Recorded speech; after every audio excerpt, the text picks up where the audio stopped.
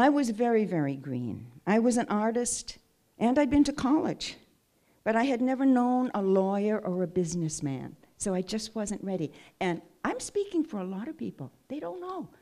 Artists don't know how to negotiate with a gallery.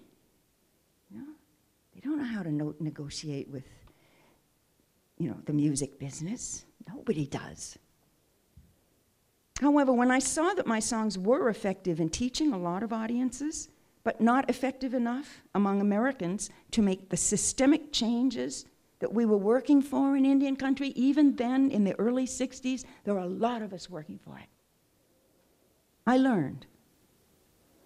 Some of my Native Issues songs were real heartbreakers, and they were very true.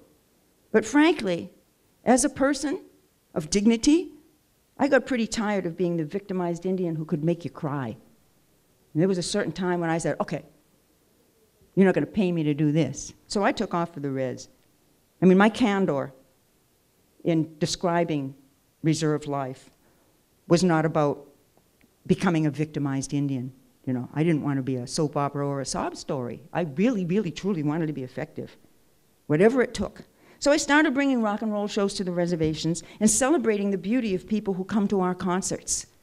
I wasn't singing Now That the Buffalo's Gone. They already knew that. That's what the people already knew. I started bringing them rock and roll band, Indian Cowboy and the Rodeo, Native North American Child, and Star Walker. And it made a difference. But the music was never enough for me. It's not enough to write Universal Soldier if it doesn't work.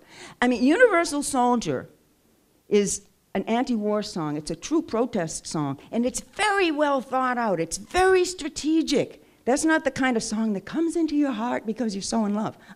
I wrote that one like a thesis for a college professor who didn't want to give me an A, and I was going to do it.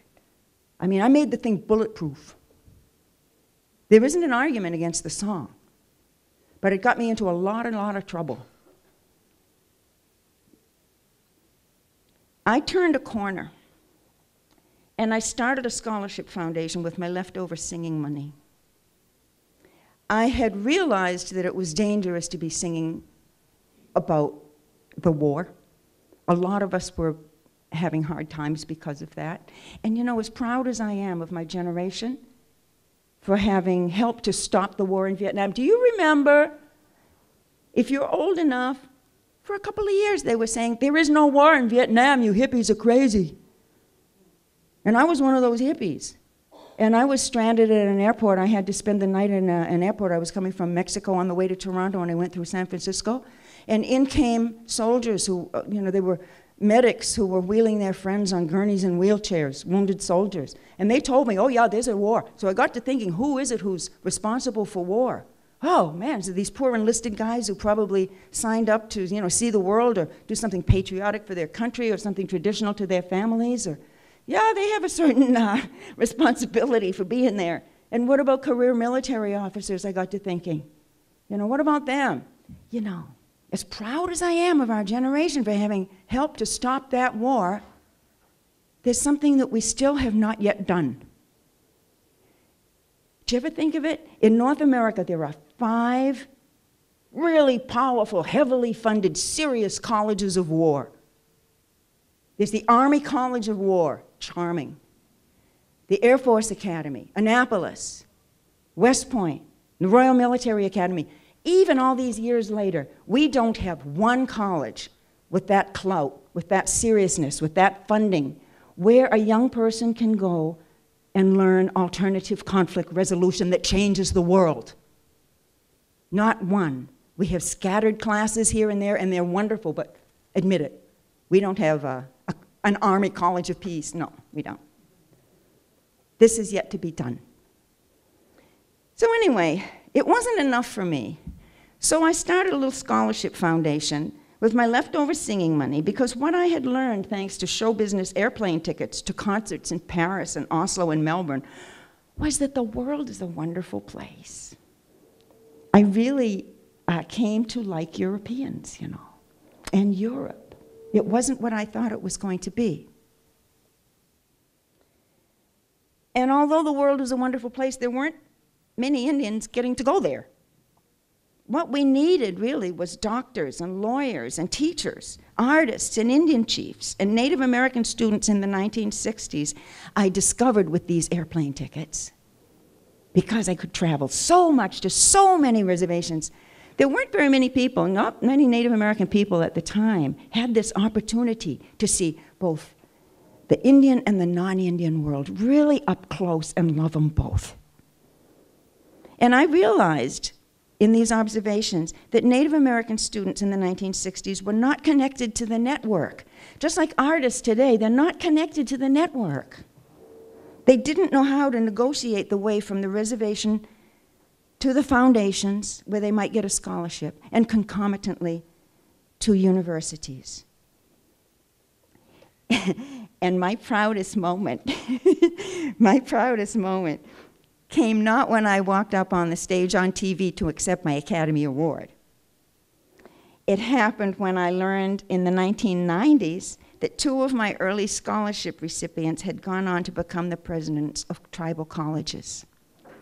So as funders and artists, I mean, this is such a good thing in my heart, to realize that some little thing that I did with my leftover singing money in this case, somebody else went out and maximized it in ways that I could not have dreamed. And we can still do this kind of thing, one by one, in groups, every single way. Now, that just goes to show you, sometimes things happen that we cannot possibly envision. Apparently, my songs in the 1960s and 70s were considered very effective by some people in both the Johnson, a Democrat, administration and the Nixon, a Republican, administration, who made certain that American audiences would not hear from me again. We didn't even know that that existed. You mention that to the average American and they'll say, nah, that doesn't happen in America. No, that was McCarthyism. No.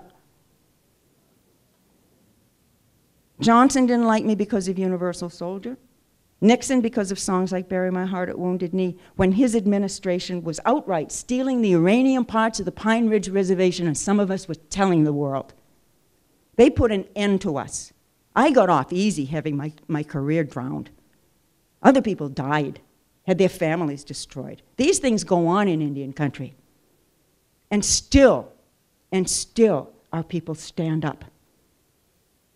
They're careful, they're strategic, they're smart, but they stand up to it.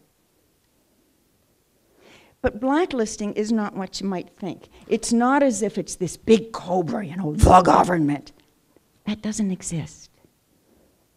Instead, it's a handful of wormy little guys in the administration who make a few phone calls, and you're done. That's how you do it.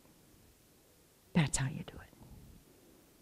And they don't tell you. I didn't find out about the FBI files until 20 years later. I just went on my merry way. I had no idea. Who would think it? Blacklisting? Who would think it? And the CIA, I only found out about that about 5 years ago by accident. So, as an artist, when things change, what do? I just thought tastes had changed in the United States. Who would expect blacklisting? Nobody would think of that. What do? The same thing you did when you were 4 years old. You keep on making art because it feels so good, because you got to. I made records that sold hugely overseas but were never played on American radio. I made paintings and scored movies and wrote school curriculum and danced flamenco in Spain and played my US concerts almost exclusively in Indian country, but everywhere in Canada, Europe, Asia, and down under.